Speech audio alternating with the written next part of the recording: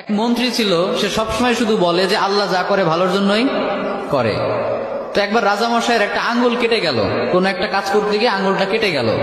ওই টাইমে মন্ত্রী গিয়ে বলে, রাজামশাই মন খারাপ করবেন না, ডোন্ট বি আপসেট, আল্লাহ যা করে ভালোর জন্যই করে। এবার রাজামশাই তো রেগে গেছে যে এতদিন একা একা বকবক করতে কিছু বলি নাই, আমার আঙ্গুল কেটে গেল, এখানে ভালোর কি আছে? আচ্ছা, মন্ত্রীকে এবার বলতেছে, তো আল্লাহ যা করে ভালোর জন্যই করে, তাই না? বলে হ্যাঁ। তো ঠিক আছে, যা, তোরে আজকে থেকে আমি জেলখানায় ঢুকিয়ে দিলাম।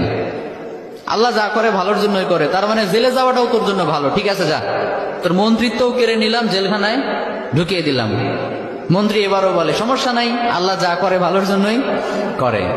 তো এবার রাজামশাই আরেকটু রেগে গেছে যে পানিশমেন্ট দিতে চাইলাম, উল্টো দিকে আমাকে নিয়ে ঠাট্টা করে, ভালো লাগতেছে না, কি করবে? রেগে মেগে কয়েকটা লোক নিয়ে, তার সাঙ্গপাঙ্গ যারা আছে ওদেরকে নিয়ে জঙ্গলে চলে গেছে শিকার করার জন্য। কি করার জন্য? পশু শিকার করার জন্য। তো পশু শিকার করছে করছে, ইন দ্য মিন টাইম কয়েকটা লোক তাদের উপর হামলা করলো। এরা হলো জঙ্গলি মানুষ, এদেরকে কি বলে? জঙ্গলি মানুষ, বুঝতে পারছেন? মানে এরা জঙ্গলি, ওদের উপর হামলা। এই হামলা দেখে বাকি যারা ছিল রাজামশাই বাদে সবগুলা ভৌ দৌড়, এক ধরে পলাই। চাচা আপন প্রাণ বাঁচা, নিজে বাঁচলে বাপের নাম, রাজামশাই মরলে মরুক, আমরা বাঁচি। আর রাজামশাই তো সুখে শান্তিতে বসবাস, দৌড়ানোর প্র্যাকটিস নাই। ওই আল্লাহর বান্দা একটু দৌড় দিতে না দিতে ধরা পড়ে গেছে। আর অন্যদের তো